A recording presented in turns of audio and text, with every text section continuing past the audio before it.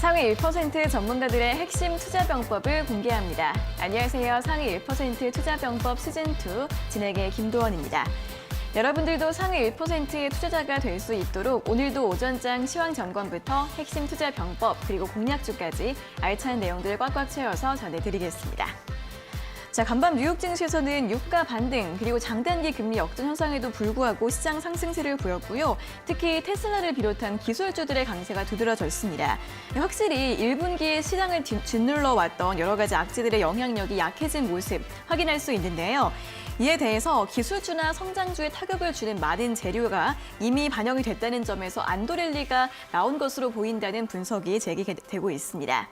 자, 오늘 국내 증시에서도 2차 전지, 게임, 카카오 같은 성장주들 상승세를 보이고 있는데요. 다시 한번 성장주들 힘을 낼 수 있을지 이 부분도 확인해 보시면 좋겠고요. 오늘장 대응 전략 전반적으로 꼼꼼하게 확인해 보도록 하겠습니다. 자, 그럼 가장 먼저 방송 참여 방법부터 안내해 드리겠습니다. 첫 번째는 종목 상담입니다. 종목 고민 있으신 분들 종목 상담 방으로 들어오시면 잠시 후에 실시간으로 상담 도와드릴 텐데요. 휴대폰 카메라 앱으로 화면에 보이시는 QR코드 찍어주시고 링크 누르시면 바로 무료 입장하실 수 있습니다. 들어오셔서 종목명과 매수가, 비중, 그리고 궁금한 점 올려주시면 되겠습니다. 이 QR코드 찍는 법 어려우신 분들은 문자로도 참여하실 수 있는데요. 문자 샵 3772번으로 전문가님 이름 3글자 이태우 적어서 보내주시면 되겠습니다. 자, 다음으로 시황과 공략주에 대한 전문가님의 더 자세한 분석과 전략 듣고 싶은 분들은 오픈 채팅 참여하시면 됩니다. 방송 시간 이후에도 다양한 정보들 전해드리고 있는데요. 역시 휴대폰 카메라로 화면에 보이시는 QR코드 찍으시면 바로 입장 가능하니까 들어오셔서 많은 정보들 얻어가시면 좋겠습니다.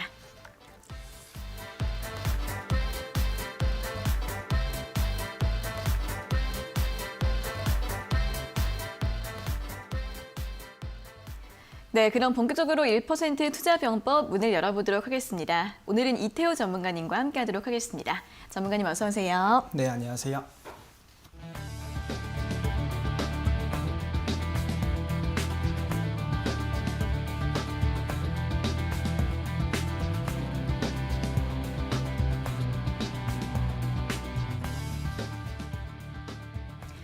네, 먼저 오늘 오전장 시황부터 점검을 해보도록 하겠습니다. 코스피 지수는 이제 2,760선 저항을 받고 있습니다. 현재는 다시 낙폭을 살짝 줄이면서 2,756선, 약보합권까지 좀 만회를 하고 있고요. 코스닥은 750선을 또 돌파하고 있는 모습입니다.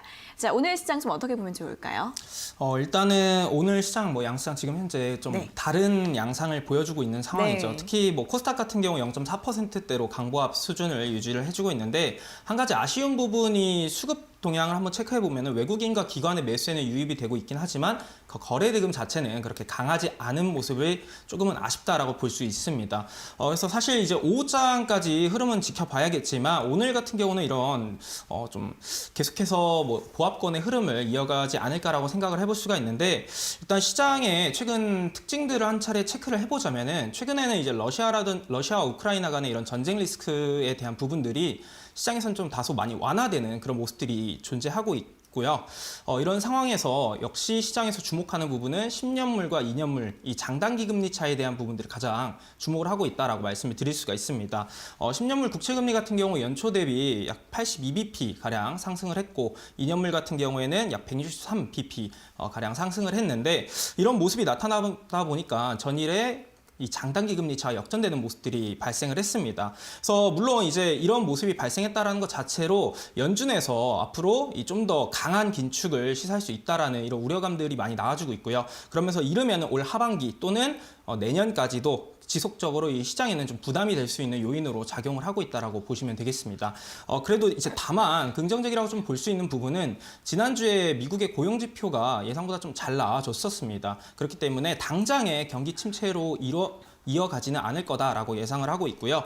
이런 상황에서 좀 중요하게 체크해 봐야 될 필요가 있는 부분은 앞으로 가치주냐 이제 성장주냐 이런 부분에 있어서 성장주에 조금 더 초점을 두고 시장을 접근하는 게 좋겠다라고 말씀을 드리고 싶습니다. 과거부터 미국이라든지 국내 증시에 있어서 이 장단기 금리 차와 굉장히 상관관계를 많이 갖고 있는 게 가치주였던 만큼 앞으로 이 커브 현상이 좀 더 본격화된다라고 하게 되면은 성장주에 좀 더 수급들이 긍정적인 수급들이 유입될 가능성들이 높은 만큼 당분간은 좀 더 장기적인 관점으로 접근을 한다라고 했을 때는 성장주에 초점을 두고 시장을 접근하는 게 좋겠다라고 말씀을 드리고 싶고요.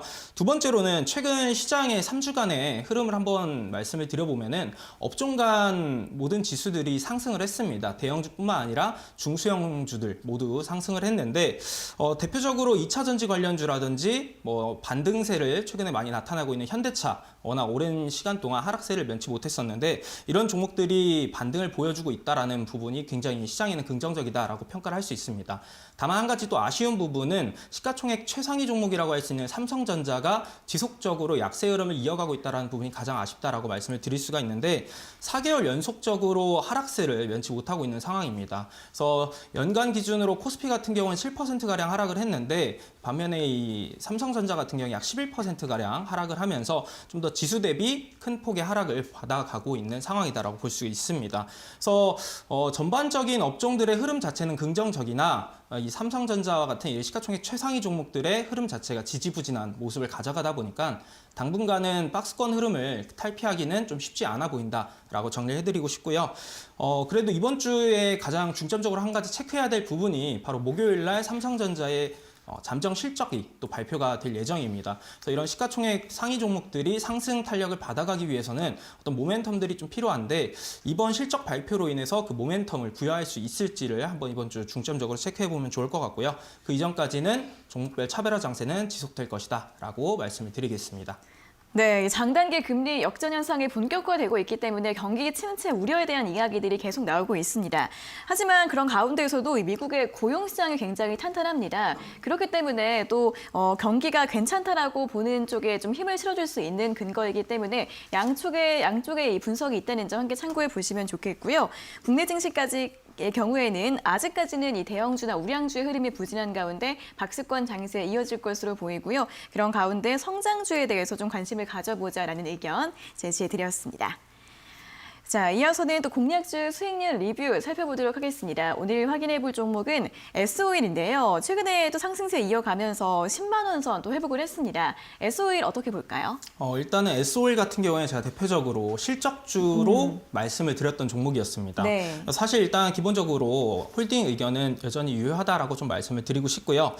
최근에 국제 유가가 일부 하락을 하고 다시금 전일 반등을 일부 보여줬는데 사실 뭐 미국에서 사상 최대 규모의 이 국제유가 전략 비축유를 방출할 수 있다는 소식들이 계속해서 들려오고 있는 상황입니다. 그로 인해서 국제유가가 좀 진정세를 가져가고 있기 때문에 유가 관련주들 전반적으로는 차익 매물들이 출회되면서 과거의 급등 이후에 지금 추세적으로는 하락을 하고 있는 상황이지만 S오일 같은 경우에는 워낙 정제 마진의 강세 기조가 이어지는 만큼 실적에 대한 부분은 계속해서 긍정적으로 전망할 수 있다라고 말씀을 드리겠습니다. 정제 마진의 손익분기가 약 4에서 5달러 수준이라고 볼 수가 있는데 지금 현재 복합 정제 마진이 약 9달러 이상을 유지를 하고 있는 만큼 S오일 실적에 대한 부분들은 올해 지속적으로 유효하다, 긍정적으로 전망을 한다라고 보시면 되겠고요. 지금 차트상의 흐름도 단기 저항권을 돌파해 준 만큼 추세적인 상승으로도 이어질 수 있다라고 전망을 하고 있습니다. 그렇기 때문에 S오일 같은 경우에는 제가 앞서 말씀드렸던 11만 5천 원 구간까지는 계속해서 끌고 가보자라고 정리를 해드리도록 하겠습니다. 네, S오일의 실적 모멘텀 다시 한번 강조해 주시면서 보유 의견 다시 한번 정리 도와드렸으니까요. 참고해 보시면 좋겠습니다. 자, 이렇게 S오일 리뷰 확인해 봤고요. 다시 한번 종목 상담 신청 방법 알려드리겠습니다. 종목 상담 방 들어오셔서 궁금한 점 편하게 올려주시면 저희가 잠시 후에 실시간으로 상담 도와드릴 예정인데요. 휴대폰 카메라로 아래 보이시는 QR코드 찍어주시면 바로 입장 가능합니다. 들어오셔서 종목명과 매수가, 비중, 그리고 궁금한 점 적어서 올려주시면 되겠습니다. 이 QR코드 찍는 법 잘 모르겠다 하시는 분들은 문자로도 참여하실 수 있는데요. 문자 샵 3772번으로 전문가님 이름 3글자 이태호 적어서 보내주시면 되겠습니다. 자, 그럼 이어서 오늘장 핫이슈 살펴보도록 하겠습니다. 간밤 또 테슬라가 1,100살을 회복하면서 오늘 또 2차전지주들 상승 흐름을 보이고 있는데요. 자, 이렇게 전기차 시장의 성장세를 이어가면서 폐배터리에 관한 이야기들도 작년부터 좀 꾸준하게 나오고 있습니다. 특히 요즘에는 원자재 가격이 많이 오르다 보니까 폐배터리 분야가 조금 더 성장할 것 같다 이런 이야기도 나오고 있는데 자, 이쪽 관련 이야기를 한번 점검을 해보도록 하겠습니다. 네, 역시 뭐 전기차 시장이 굉장히 지속적으로 커지고 있는 상황인 만큼 네. 2차 전지에 대한 이 배터리에 대한 재사용에 대한 부분들도 같이 많이 부각이 되고 있는 상황입니다. 네. 특히 이번 정부에서 발표된 부분에 따르면은 이 전기차 보급 속도가 계속해서 가팔라지고 있는 상황 속에서 이 배터리에 대한 부분이 사용 기한이 통상 10년 정도로 보고 있는 상황인데 과거 2010년 전후로 전기차가 보급이 되기 시작을 했습니다. 그렇게 된다라고 했을 때 이 사용 기한을 고려해 보면은 2020년도 이후부터는 지속적으로 이 폐배터리에 대한 부분들이 배출이 본격화되고 있다라고 볼 수 있습니다. 그래서 현재는 약 4,700개 수준의 배출량을 보이고 있다라고 하면은 2030년 기준으로 보았을 때는 8만 개 가량으로 이 배출량이 굉장히 급격하게 증가할 거다라고 이야기가 나오고 있는 상황입니다. 그래서 이런 상황들을 좀 대비하기 위해서 정부에서 제조 단계부터 재활용까지 모든 분야에 적용 가능한 이런 기술 표준을 마련하겠다라고 밝히면서 오늘 오전장에 이 폐배터리 관련주들이 일부 상승을 보여줬다라고 볼 수가 있겠고요. 기업적인 부분도 한 가지 말씀을 드려보자면은 다음 달부터 삼성이라든지 SK 그리고 LG 그리고 현대차까지 국내 4대 그룹이 포함되어 있는 이 폐배터리 얼라이언스가 이제 본격적으로 가동이 될 예정입니다. 그렇기 때문에 이 얼라이언스에서는 국내 최초의 배터리 재사용부터 그리고 재제조, 재활용까지 일원화 시스템을 구축하려고 하는 목표를 가지고 이런 본격적인 가동이 전망이 되고 있다라고 볼 수가 있습니다. 그렇기 때문에 지금 현재 시장에서는 뭐 전기차 판매량이 증가되면은 이 전방 산업이라고 할 수 있는 전기차 판매량이 증가되면은 따라서 동반 같이 상승할 수 있는 2차 전지라든지 또는 자율주행 그리고 이 전기 저장 시스템, 저장 인프라 같은 ESS에 대한 부분들이 굉장히 관심을 많이 받는데 이제부터는 폐배터리에 대한 부분들도 함께 같이 보시면서 접근을 해보시면은 조금 더 다양하게 다양한 관점으로 많은 분야들을 체크해 볼 수 있겠다라고 생각을 하고 있습니다. 네, 정부도 이 정책적으로 좀 뒷받침을 해줄 것으로 보입니다. 또 앞으로 전기차 시장 성장과 관련된 종목들을 확인해 보실 때 이 폐배터리 섹터도 함께 주목해 보시면 좋을 것 같습니다. 그런데 아직까지는 좀 시장에서는 폐배터리 관련주, 대장주 이 종목이다 하는 인식이 아직까지 딱 확실하게 좀 없는 것 같습니다. 그렇죠. 어떤 종목을 좀 보면 좋을까요? 오늘 일단은 MPC가 일단 장 초반에 가장 강세를 보였는데 네. 제가 오늘 이 폐배터리 관련주들을 좀 말씀을 드리고 싶은 부분이 무엇이냐라고 하면은 워낙 최근에 이 전반적인 차트들을 한번 보시게 되면은 조정을 보여주고 하방 경직을 많이 보여주고 있는 상황입니다. 그래서 워낙 최근 들어서 강세를 많이 보여줬던 그런 종목 대비해서는 좀 더 접근성이 용이하다라고 생각을 하시면 좋을 것 같고요. 먼저 MPC 같은 경우에는 현대 글로비스와 이 폐배터리 공동 개발에 대한 특허가 과거에 부각된 이력이 있기 때문에 폐배터리 관련주들이 부각이 될 때마다 MPC도 함께 부각이 되는 모습들을 가져가고 있습니다. 그리고 차트상의 흐름도 오늘 장 초반에 약 10%가량 상승을 보여주고 현재는 약 4%가량 하락하면서 윗꼬리를 일부 달아주고는 있지만 최근 들어서 보이지 않던 거래량들을 함께 실어주고 있는 그런 모습입니다. 그와 동시에 지금 어느 정도 최근 들어서 이 지지 구간, 하단 구간의 지지 구간을 지켜주면서 하방 경직을 보여주고 있고 위쪽 상단에 아직 매물 구간은 존재하지만 지속적으로 이 매물 구간을 두드려주는 모습을 보면은 현재도 충분히 이 폐배터리 관련주 내에서 MPC도 접근을 해볼 수 있겠다라고 생각이 들고 있고요. 두 번째로는 대표적으로 영화테크 같은 경우도 마찬가지로 이 폐배터리 관련주로 많이 알려져 있습니다. 네. 전기차 고전압 폐배터리를 재사용하는 사업을 추진하는 이력이 있기 때문에 시장에선 부각을 받는데 마찬가지로 이 차트상의 흐름을 한번 보시게 되면은 하단 지지 구간대를 계속해서 잘 지켜주는 모습을 보여주고 있는 상황입니다. 물론 마찬가지로 상단 구간에도 저항 구간을 계속해서 맞아주는 이렇게 모습이라고 볼 수가 있는데 앞서 말씀드렸다시피 정부에서 이끌고 그리고 기업들도 함께 투자를 하고 있는 만큼 이 폐배터리 시장은 계속해서 커질 수가 있다. 그러면서 추후에 이 상단 구간의 저항 구간도 돌파할 수 있다라고 생각을 합니다. 다만 이 영화테크 같은 경우에는 앞전에 흐름들을 한번 쭉 보시게 되면은 윗꼬리들을 쭉 달아준다거나 또는 긴 음봉의 형태들이 자주 연출되는 모습들이 있습니다. 특히 이런 모습들이 있을 때 거래량도 함께 실어주는 모습들을 보여주는 만큼 연속성 측면에서는 영화테크는 끌고 간다라기보다는 급등 시에 일부 이제 사전에 공략을 하고 급등 시에 네. 수익을 실현하고 나오는 전략이 좀 더 용이한 종목이라고 좀 말씀을 드리도록 하겠고요. 마지막으로 파워로직스에 대한 부분을 좀 말씀을 드리고 싶습니다. 파워로직스 같은 경우도 마찬가지로 이 폐배터리 재활용 사업을 하고 있는 것으로 알려지면서 대표적으로 파워로직스도 폐배터리 관련주로 부각을 많이 받습니다. 오늘 같은 경우에는 그렇게 강한 모습을 보여주진 못했지만은 과거에는 대장주로서의 역할을 해줬던 만큼 이 테마성이 계속해서 부각이 될 때마다 파워로직스도 체크를 해볼 필요는 있다라고 말씀을 드리고 싶고요.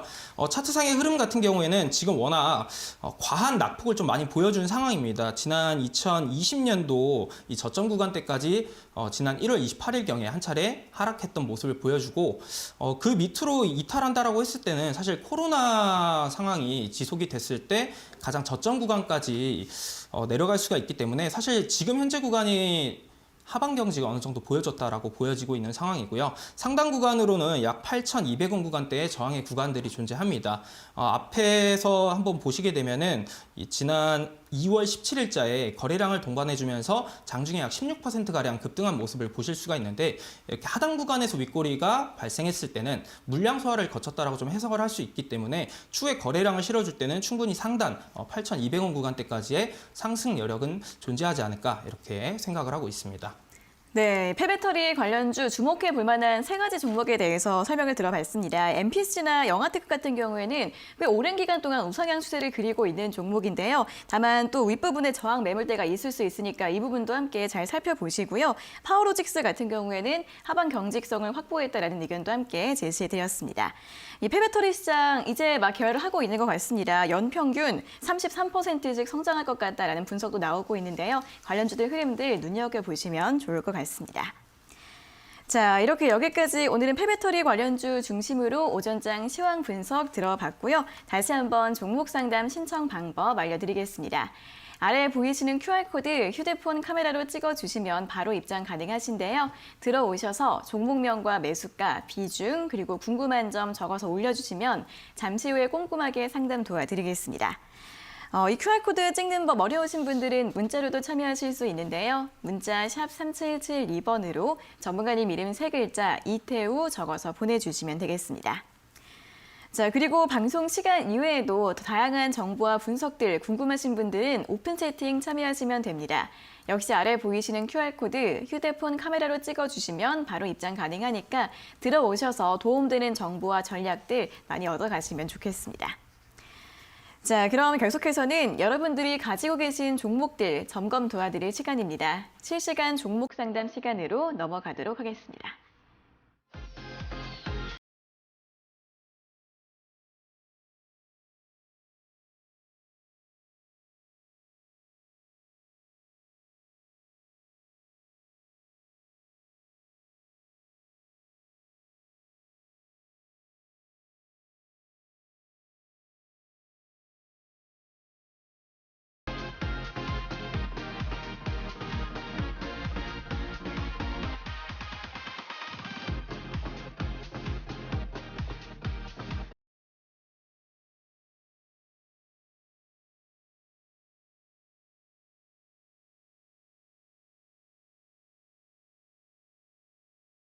네, 실시간 종목 상담 시간입니다. 종목 상담 방 들어오셔서 궁금한 점 올려주시면 저희가 매일 이 시간 꼼꼼하게 상담 도와드리겠습니다. 자, 그럼 첫 번째 상담 내용부터 바로 확인해 보도록 하겠습니다. 닉네임 보리고개님께서 올려주신 내용인데요. 안녕하세요. 현대바이오 매수가 33,000원에 비중 15%입니다. 진단 부탁드립니다. 라는 내용을 올려주셨습니다. 자, 현대바이오 코로나 경구용 치료제 관련 모멘텀이 있는 종목인데요. 하지만 이 이슈 자체가 좀 예전보다는 힘이 좀 떨어진 것으로 보입니다. 오늘도 이슈가 나오긴 했지만 현재 강보합권에서 움직이고 있고 29,900원 현재가 기록하고 있는데요. 전문가님, 현대바이오는 좀 주가 반등 가능할까요? 일단은 좀 시간이 걸릴 것 같다라고 말씀을 드리고 싶습니다. 네. 지금 최근에 바이오 섹터 관련주들 전반적으로 흐름 자체가 그렇게 강한 모습들을 업종 전반적으로 가져가고 있지 못한 상황입니다. 특히나 현대바이오 같이 이런 코로나 관련주로 과거에 많이 엮이면서 강세를 보였던 이런 종목들 같은 경우에는 해당 이슈가 소멸이 되고 난다라고 하면은 추후에 다른 이슈가 발생할 때까지는 그렇게 그 과거에 그 큰 상승을 보였던 수준까지 상승이 쉽지가 않습니다. 그래서 지금 현재 현대바이오 같은 경우도 마찬가지로 워낙 추세적으로 하락세를 많은 기간 동안 가져가다가 지난 2021년 12월경에 어느 정도 하방을 잡아주고 박스권 흐름을 가져가고 있는 상황이에요. 차트를 한번 보시게 되면은 이 매수하신 부분이 지금 현재 주가의 상당 구간의 박스권, 그 저항 구간이라고 좀 보실 수가 있는 만큼 이 박스권 내에서의 움직임을 계속해서 가져는 갈 것 같습니다. 다만 이 박스권 상단을 돌파하면서 과거의 큰 상승을 이어가기까지는 워낙 새로운 모멘텀이 좀 필요하다라는 부분을 말씀을 드리고 싶고요. 이 박스권 흐름을 계속해서 가져갈 수 있다라고 지금 보여지는 만큼 이 매수가 부분까지는 저항의 구간이라고 볼 수가 있어요. 그렇기 때문에 매수가 부분으로 좀 올라왔을 때 매도하는 전략으로 현대바이오는 가져가시는 것을 말씀을 드리고 싶습니다. 네, 현대바이오에 대한 전략 참고해 보시면 좋겠고요. 자, 다음은 닉네임 조막소님께서 올려주신 내용 확인해 보도록 하겠습니다. 삼성화재 매수가 18만 4천 원에 비중 20% 파묻어 놔도 될까요? 라는 질문을 올려주셨습니다. 보험주들이 최근에 금리 인상 수혜주로 굉장히 흐름이 좋았습니다. 또 실적 전망도 굉장히 긍정적으로 나오고 있는데 오늘 같은 경우에는 좀 매물을 소화하고 있습니다. 오늘 한 3% 정도 하락하면서 21만 3천 원 기록하고 있는데요. 충분히 이제 수익은 나셨고 조금 더 보유해도 될지 전망 어떻게 봐야 될까요? 일단 비중 자체가 20%를 가져가고 있고 지금 워낙 최근에 이 보험주들 같은 경우에 좋은 모습들을 가져갔었습니다.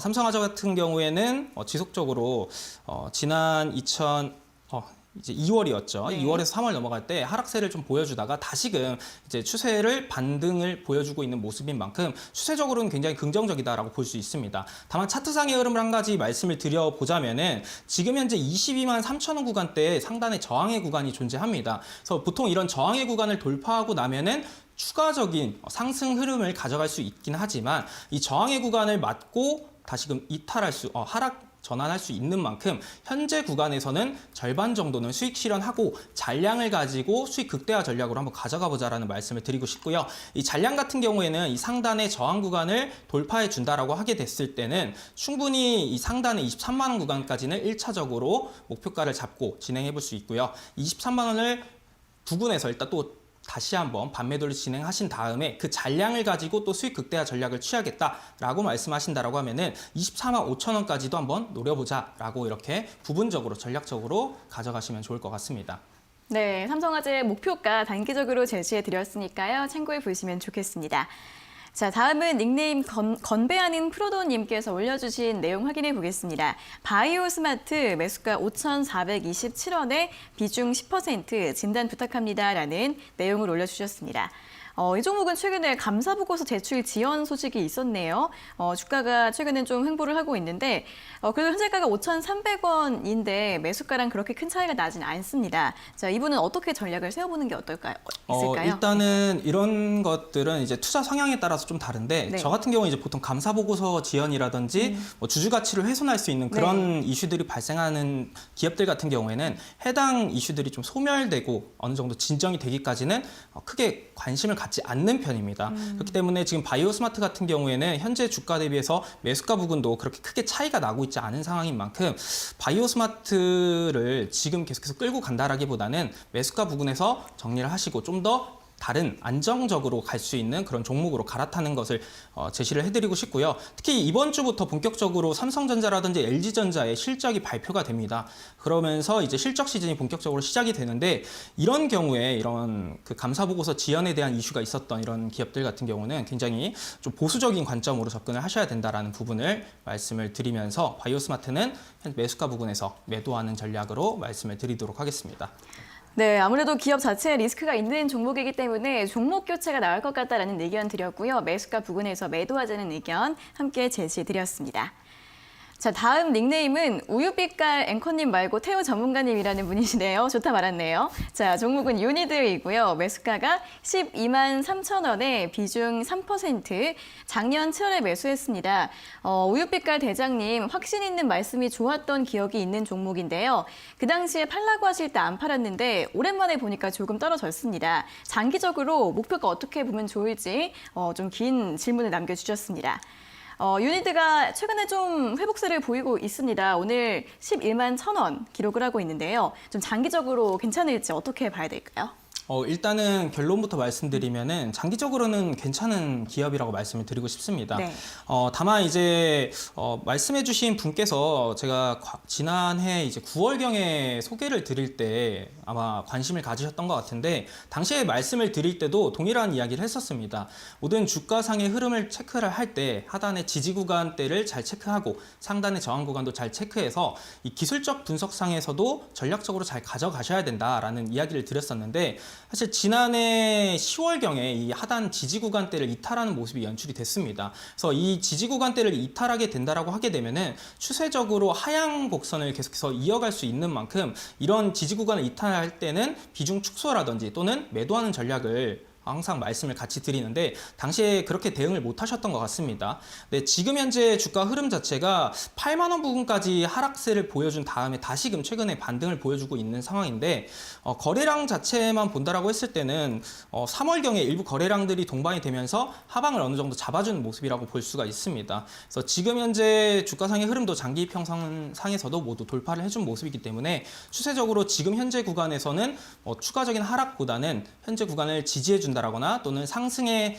힘이 조금 더 실릴 수 있는 상황이다라고 말씀을 드립니다. 특히나 유니드 같은 경우에는 전 세계적으로 추진을 하고 있는 게 탄소 중립에 대한 부분입니다. 근데 유니드가 국내에 있어서 탄소 중립에 있어서 가장 큰 수혜주라고 좀 볼 수가 있고요. 탄산칼륨을 제조하는 업체인 만큼 시장 점유율도 글로벌 1위의 기업입니다. 그래서 기업 가치도 굉장히 긍정적으로 전망할 수 있는 만큼 장기적으로 보유를 하시겠다라고 하시면은 충분히 매수가 이상으로 상승할 수 있는 그런 종목이고 상승을 하게 된다. 지금 현재 또 매수가 부분이 또 그 위쪽 상단 구간의 저항 구간입니다. 매수가를 돌파만 해준다라고 하면은 충분히 15만 원 구간대까지도 다시 한번 한 차례 추세적인 상승을 이어갈 수 있다라고 말씀을 드리도록 하겠습니다.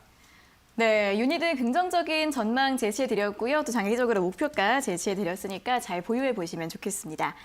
자, 다음 닉네임은 뻐꾸기 등치고 날아간 새님께서 올려주신 내용입니다. 대한해운이고요. 매수가가 3,010원에 비중 80%인데요. 앞으로 전망이 어떨까요? 라는 질문을 보내주셨습니다. 해운주들 같은 경우에는 2월 달에 전쟁 수혜주로 좀 부각이 됐었는데 이 종목은 3월 4일에 고점 3,175원 기록하고 나서 살짝 조정을 받고 있습니다. 오늘 2,740원 현재가를 기록하고 있는데요. 비중이 너무 크셔서 좀 걱정되실 것 같긴 합니다. 전망 네. 어떻게 봐야 될까요? 일단은 비중이 너무 많습니다. 네. 비중은 이번 기회를 계기로 다른 종목을 공략하실 때도 이렇게 한 종목에 무리하게 비중 투자라는 것은 좀 지양하셨으면 좋겠다라는 부분을 우선 먼저 말씀을 드리고 싶고요. 대한해운 같은 경우에는 최근에 해운 관련 이슈들이 좀 많이 발생을 하면서 2월 초기부터 해서 3월 초까지 추세적인 상승을 한 차례 보여줬다가 기간 조정을 또 같이 가져가고 있는 그런 상황입니다. 근데 하지만 지금 워낙 전 세계적으로 물동량에 대한 부분들, 이 공급 타이트한 현상들이 지속이 되고 있다 보니까 실적에 대한 부분들은 단기적으로는 계속해서 나올 거다라고 생각을 하고 있고요. 그렇기 때문에 매수하신 부분까지는 한 차례 상승 여력은 나와줄 수 있다라고 볼 수가 있습니다. 다만 한 가지 유의하셔야 될 게 차트상을 보면서 말씀을 드려보자면은 지금 매수를 하신 부분이 3,010원인데 이 3,010원 부분이 과거 지난 2021년도 하반기부터 지속적으로 저항의 구간으로서 역할을 해줬던 구간이라고 볼 수가 있습니다. 이번 3월 초 상승에도 마찬가지로 해당 구간을 살짝 돌파한 다음에 다시금 이탈하는 이런 모습들이 나와준 만큼 이 3,000원 부분은 좀 강한 저항의 구간이라고 좀 생각을 하시면 좋을 것 같고요. 그래서 마찬가지로 이 3,000원 부분에 좀 올라와 줬을 때 이 박스권 흐름을 계속해서 가져간다라고 보여지는 만큼 3,000원 부분에서는 비중은 최소 절반 이상은 좀 줄여놓는 전략으로 좀 가져가시면 좋을 것 같고 꼭 지금 또 체크를 가장 중요하게 하셔야 될 부분이 2,600원 부분입니다. 이 2,600원 부분이 지난 7월부터 지속적으로 하단 구간에 강한 지지 구간으로서의 역할을 해줬었는데 이 구간을 이탈하는 모습이 연출이 되니까 2,000원 부분까지도 하락세를 보여줬던 모습을 확인할 수가 있습니다. 그렇기 때문에 지금 현재에서도 이 구간을 이탈하게 된다라고 하면은 하단 구간인 2,000원 부분까지도 충분히 열려 있는 만큼 요 2,600원 부분만큼은 꼭 지켜주자라고 말씀을 드리도록 하겠습니다. 네, 대한해운 같은 경우에는 현재 비중이 좀 너무 크시기 때문에 비중 조절 잘 해주시고요. 제시해드린 가격 전략 잘 참고해 보시면 좋겠습니다. 자, 다음은 닉네임 HI님께서 올려주신 내용 확인해 보겠습니다. 안녕하세요. SK케미칼 매수가 22만 8천 원에 비중 5%. 손해 없이 탈출하고 싶은데 평단가 얼마 보시는지요? 라는 질문을 올려주셨습니다. 자, SK케미칼 같은 경우에도 거의 1년 이상 좀 하락 추세에 이어온 종목입니다. 좀 횡보를 하다가 다시 떨어지고 이런 모습이 나타나고 있는데 최근에는 저점이 11만 1천 원 경신하고 나서 살짝 올라오고 있고요. 오늘은 현재가 13만 5천 원 보여주고 있습니다.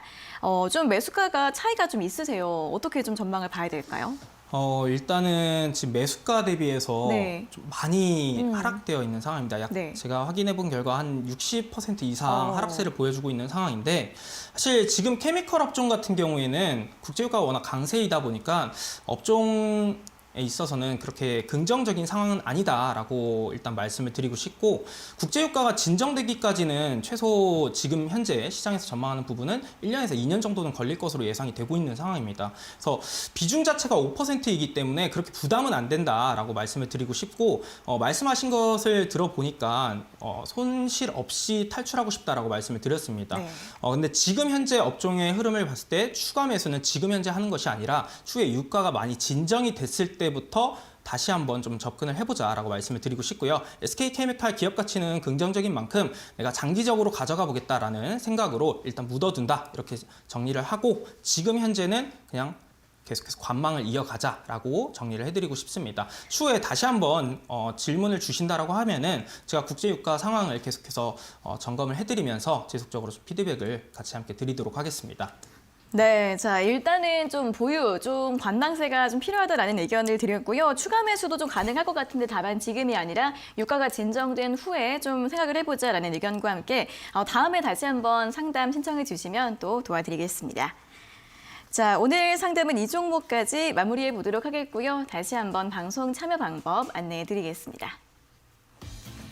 자, 이렇게 종목 고민 있으신 분들 종목 상담 방 들어오셔서 고민 올려주시면 저희가 매일 이 시간 상담 도와드리고 있습니다. 휴대폰 카메라 앱으로 화면에 보이시는 QR코드 찍어주시고 링크 누르시면 바로 무료 입장하실 수 있는데요. 들어오셔서 종목명과 매수가, 비중, 그리고 궁금한 점 올려주시면 되겠습니다. 이 QR코드 찍는 법 어려우신 분들은 문자로도 참여하실 수 있는데요. 문자 샵 3772번으로 전문가님 이름 3글자 이태우 적어서 보내주시면 되겠습니다. 자, 다음으로 시황과 공략주에 대한 전문가님의 더 자세한 분석과 전략 궁금하신 분들은 오픈 채팅 참여하시면 되는데요. 역시 휴대폰 카메라로 화면에 보이시는 QR코드 찍어주시면 바로 입장 가능하니까 들어오셔서 많은 정보들 도움 받아보셔도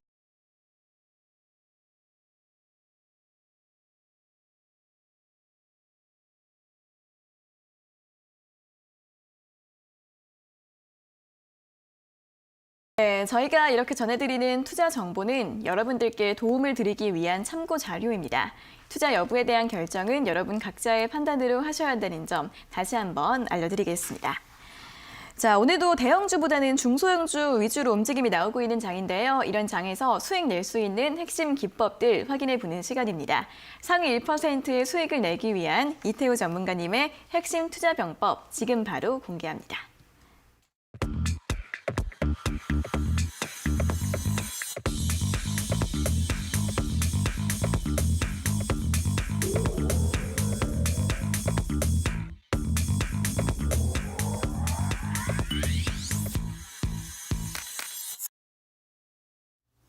네, 우리가 차트 공부를 하는 거에 있어서 우리 시청자분들께서 헤드앤숄더라든지 역헤드앤숄더, N자형 파동 이런 이야기들 많이 들어보셨을 겁니다. 하지만 우리가 수학 공부를 할 때도 마찬가지인 게 더하기 빼기를 모르면은 곱하기 나누기로 넘어갈 수가 없듯이 이 차트 공부를 하는 거에 있어서도 가장 기본이라고 볼 수 있는 이 저항과 지지에 대한 이해가 없다라고 하면은 다음 단계로 이제 넘어가기 어려운 만큼 오늘은 제가 차트에 있어서 가장 핵심이고 기본이라고 볼 수 있는 저항과 지지에 대한 부분을 준비를 했습니다.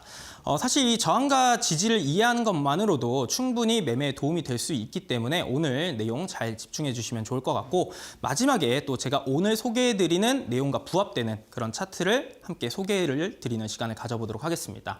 자, 먼저 기본적으로 지지선이라고 하는 것은 주가가 하락세를 가져가고 있는 상황에서 더 이상 하락 하락을 하지 못하도록 좀 방어해주는 그런 선이라고 보시면 되겠고요. 저항선 같은 경우에는 주가가 상승하고 있는 상황에서 더 이상 상승을 좀 방해하는 그러한 저항의 선이다라고 생각을 하시면 되겠습니다.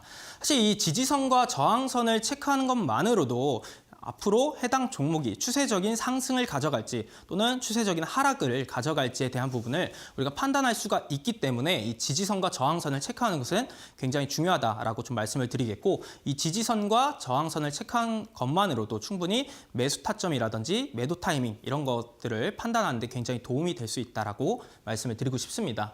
물론 이것만 가지고 매수하기에는 좀 무리가 있습니다. 당연히 그 시장에 대한 시황이라든지 그 해당 종목의 산업에 대한 업황 이런 것들을 같이 고려를 해야 되지만 충분히 도움이 될 수 있는 만큼 기본적 분석에서는 가장 기본이 된다. 기술적 분석에서는 가장 기본이 된다라고 말씀을 드리도록 하겠고요. 먼저 이 상승 추세로 전환이 되는 흐름을 한번 말씀을 드려보자면은 보통 이 주가가 항상 해당 위치에서 상단 구간에 저항의 구간이 존재를 하고요. 하단 구간에는 지지의 구간이 존재를 합니다.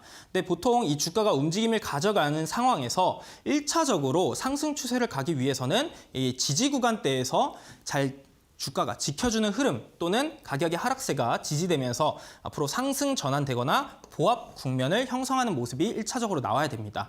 두 번째로 체크해야 될 부분이 이 상단 구간에 있었던 저항의 구간을 돌파하는지를 체크를 하셔야 되는데, 이 해당 구간을 돌파를 해준다라고 하게 되면은 이 앞전에 저항의 구간의 역할을 했던 저항선 같은 경우에는 지지선으로서 전환이 된다라고 볼 수가 있습니다. 그렇기 때문에 이 저항선이 보통 이제는 지지선으로서 전환이 된다라고 하면은 앞으로 이 위쪽 상단 구간의 추세적인 상승 추세로 이어갈 수 있는 단계라고 체크를 하시면 좋을 것 같고요. 실제로 차트를 한번 보시게 되면은 해당 차트는 케어랩스의 2020년도 10월부터 2021년도 4월 달의 일봉 차트입니다. 제가 1차적으로 상승 추세를 가기 위해서 체크해야 될 부분이 지지선과 그리고 저항선을 체크하고 하단의 지지선 구간을 잘 지켜주는지, 그리고 지켜주면서 상승 반전하거나 또는 이 지지선 구간에서의 보합 국면을 유지하는지를 체크를 해봐야 된다라고 말씀을 드렸습니다.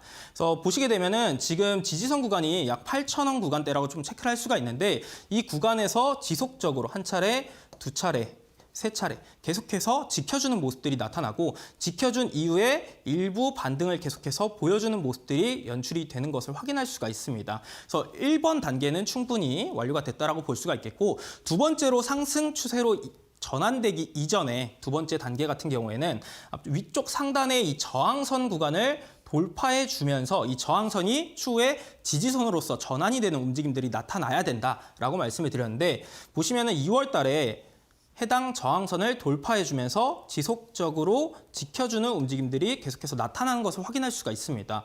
그러고 나서 이 움직임을 가져간 난 뒤에 추세적인 상승을 가져갔던 것을 확인할 수 있는 만큼 앞으로 이 상단에 저항선을 돌파하는 흐름이 나타난 차트를 체크한다라고 하면은 해당 구간에서부터 본격적으로 그 해당 종목을 좀 관심을 가져보면 좋겠다라는 말씀을 드리고 싶고요. 다음으로 이제 하락 추세로 전환되는 흐름을 한번 체크를 해봐야 될 필요가 있는데, 이 하락 추세로 전환되는 징조가 나온다라고 하면은 우리가 비중 축소라든지 또는 매도에 대한 포지션을 취할 수가 있기 때문에 이거를 체크하는 것도 굉장히 중요합니다. 마찬가지로 이 하락 추세로 전환되는 첫 번째 단계 같은 경우에는 현재 주가의 상단에 저항의 구간이 있고 하단에 지지 구간에 있는 것은 동일합니다. 근데 지금 현재 보시는 것처럼 지속적으로 이 상단의 저항의 구간을 맞고 하락 전환한다거나 또는 이 저항의 구간에서 보합권의 흐름을 이어가는 흐름이 연출이 될 때가 하락 추세로 전환되기 이전의 첫 번째 징조라고 좀 볼 수가 있겠고, 두 번째 같은 경우에는 이 하단의 지지 구간을 하향 이탈했을 때의 움직임이 중요합니다. 하향 이탈하고 나서 다시금 바로 반등을 해주면 좋겠지만은 이 하향 이탈했을 때의 지지 구간 같은 경우가 이제는 저항의 구간으로 전환이 될 수가 있겠고, 저항의 구간으로 전환된 것을 계속해서 맞고 하락 전환한다. 이런 경우가 추세적인 하락을 이어갈 수 있는 전형적인 흐름이다라고 보시면 되겠습니다. 실제 차트를 통해서 한번 또 같이 점검을 해보자면은 보시는 차트는 효성중공업의 지난 2020년도 일봉 차트입니다. 보시면은 이쪽 현재 주가 상단 구간 약 78,000원 부근이 저항선이라고 좀 체크를 할 수가 있겠고, 하단 구간 같은 경우에는 지속적으로 지켜주는 흐름 자체가 약 55,000 구간대에 나와줬던 것을 확인할 수가 있습니다. 보시는 것처럼 지속적으로 이 해당 구간들을 돌파하지 못하는 움직임들이 장기적으로 이어가다가 일부 한 차례 해당 구간을, 저항 구간을 돌파해주는 모습이 나타났습니다. 앞전에 말씀을 드렸다시피 이 위쪽 상단의 저항 구간을 돌파하게 되면은 한 차례 추가적인 상승이 연출이 될 수가 있다라고 말씀을 드렸는데, 실제로 그런 흐름이 연출이 됐고, 그렇게 되면은 이 저항의 구간 같은 경우가 지지 구간으로 전환이 된다라고 말씀을 드렸죠. 근데 중요한 것은 이 지지 구간을 지켜줘야지만이 지속적으로 상승 추세를 이어갈 수 있는데, 지켜주지 못하고 하향 이탈한다라고 하게 되면은 하락 전환할 수 있고 하락 추세로 이어갈 수 있는 전주 징후다라고 말씀을 드렸습니다. 그래서 지금 현재 이 화면상에는 나타나진 않았는데, 현재 효성중공업의 차트를 직접 한번 확인을 해보시게 되면은 올 상반기, 올 초에 4만 원 중반대까지 하락세를 이어갔던 것을 확인할 수가 있습니다. 그렇기 때문에 이렇게 하단 구간에, 지지 구간에 역할을 해주던 구간을 이탈한다라고 했을 때는 하락세로 전환할 수 있는 만큼, 이탈하는 이 현 시점을 비중 축소 또는 매도의 타이밍으로 잡으시면은 조금 더 도움이 될 수 있겠다라고 말씀을 드리고 싶고요. 정리를 해보자면은 저항선과 지지선 같은 경우에는 굉장히 기본적인 부분이기 때문에 항상 그 차트를 보실 때 체크를 해볼 필요는 있습니다. 다만 중요한 것은 좀 더 의미 있는 구간을 체크하는 것이 가장 중요하고, 이 의미 있는 구간이라고 하는 것은 장기적인 흐름을 차트상에서 봤을 때 통상 2에서 3년 정도를 체크하시면 됩니다. 이 구간을 봤을 때 저항의 구간들이, 고점 구간들이 공통되게 가격대를 형성한 구간들이 있을 거고요. 하단에도 지켜주는 구간들이 공통된 가격대를 형성해준 구간들이 분명히 존재할 겁니다. 특히나 이런 구간에 있어서 거래량을 함께 동반해주는 그런 모습들이 연출이 됐다라고 하는 구간들이 보통 가장 크게 의미가 있고 좀 더 신뢰성이 높은 저항선과 지지선의 역할을 해준다라고 생각을 하시면 되겠습니다. 그래서 저항선을 돌파했을 때는 좀 더 매수 관점으로 한번 관심을 가질 필요는 있겠고, 지지선을 이탈할 때는 매도의 타이밍으로 한번 체크를 해볼 필요는 있다라고 말씀을 드리겠습니다. 마지막으로 정리를 해보자면은, 단순히 이것만 보고 매수를 하고 매도를 하고 이런 투자 결정을 하기에는 무리가 있겠지만은, 충분히 우리가 투자에 도움이 될 수 있고 효율을 가져다 줄 수 있는 만큼 이 기본적인 부분만큼은 꼭 지키고 한번 이해를 할 필요가 있다라고 말씀을 드리고 싶습니다. 지속적으로 이런 차트에 대한 부분들을 계속해서 공부하시고 이해를 하고 싶다라고 하시는 분들께서는 오프 채팅방 입장을 하시면은 제가 그런 부분들, 응용에 대한 부분들도 같이 함께 소개를 드리고 있으니까 입장하셔서 도움 많이 받아가시기 바라겠고요. 오늘 소개해드린 이 내용에 부합되는 종목은 잠시 후에 소개를 드리도록 하겠습니다.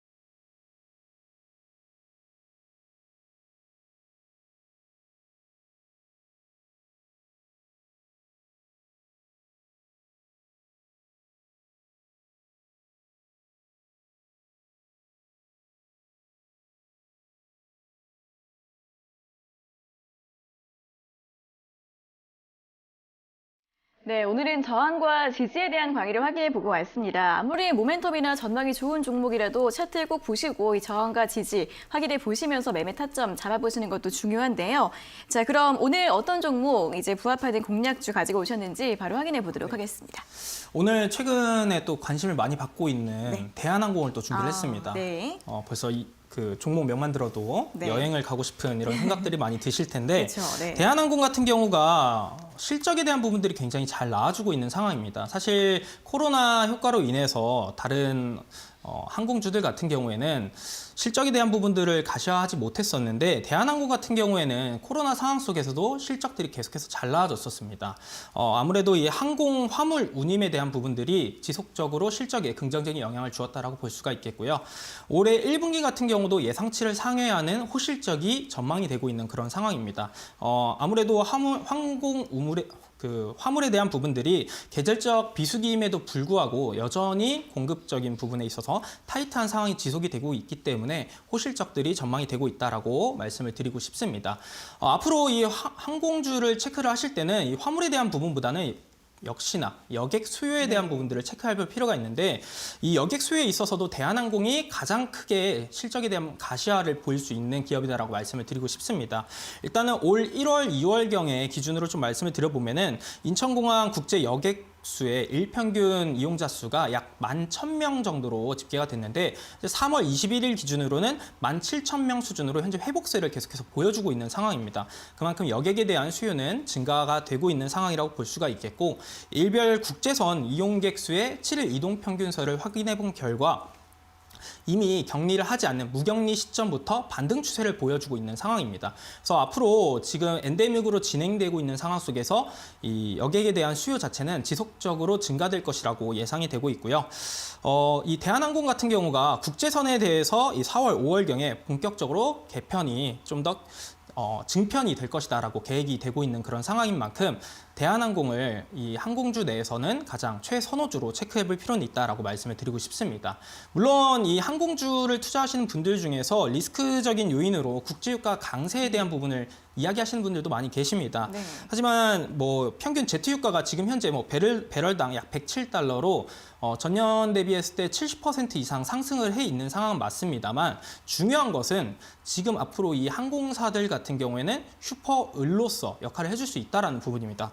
쉽게 이야기해서 뭐 높은 운임에도 불구하고 제가 오늘 기사를 또 확인을 했는데 뭐 망설이는 사이에 비행기 표값이 100만 원을 넘어섰다. 네. 이런 이야기들이 많이 나와주고 있어요. 그 말인 즉슨 높은 운임에도 불구하고 소비자들은 이용을 한다라는 겁니다. 그렇기 때문에 가격 정가에 대한 부분들이 충분히 가능하고 또 항공 화물 운임에 대한 부분도 비중은 좀 줄어들 수는 있겠지만은 여전히 견조한 호조세를 보여줄 수 있는 만큼 실적에 대한 부분들은 국제유가 강세를 충분히 커버할 수 있지 않을까라고 생각을 하고 있습니다.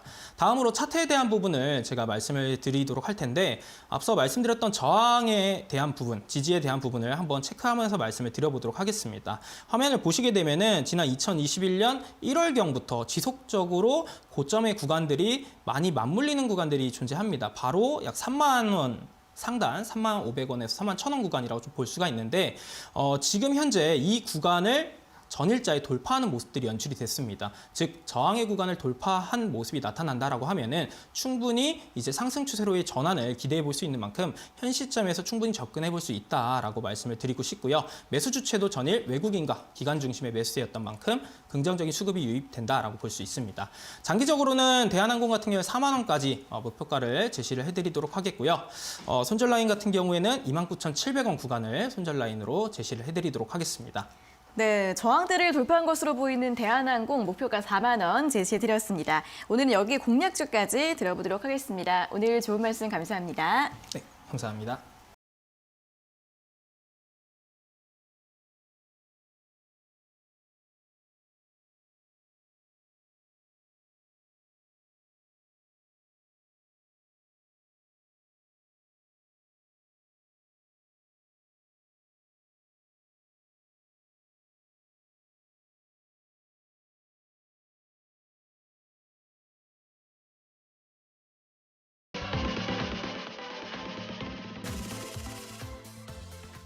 네, 시황센터 이수민입니다. 오늘 우리 증시도 조금은 지지부진한 모습, 박스권에서 좀 횡보하고 있는 모습인데요. 코스피는 소폭의 하락세, 코스닥은 0.45% 강세 속에 951포인트 선 지나고 있습니다.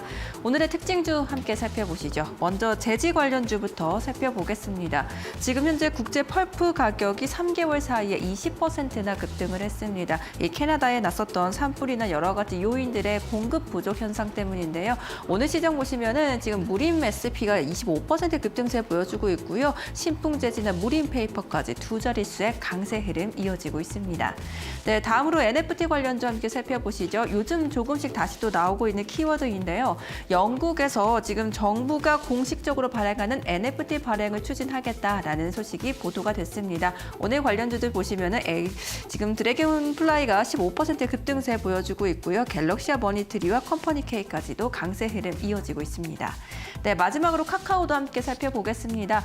거의 비슷한 맥락인데요. 카카오 피코마가 일본의 암호화폐 거래소의 지분을 인수함으로써 인수가 진행된다라는 소식에 1.4% 강세 흐름 보여줍니다. 지금까지 시황센터에서 이수민이었습니다. 네, 2차 전지 그리고 게임주들 흐름 눈에 띄고 있습니다. 에코프로 BM 5% 이상 상승하고 있고요. 게임주도 어제에 이어서 오늘도 좋은 흐름 보이고 있는데 펄어비스와 위메이드가 2%대 상승 흐름 이어가고 있습니다. 자, 상위 1% 투자 방법 오늘 저희가 준비한 순서 내용은 여기까지고요. 저희는 내일 오전 11시에 다시 돌아오도록 하겠습니다. 오늘 함께해 주신 여러분 고맙습니다.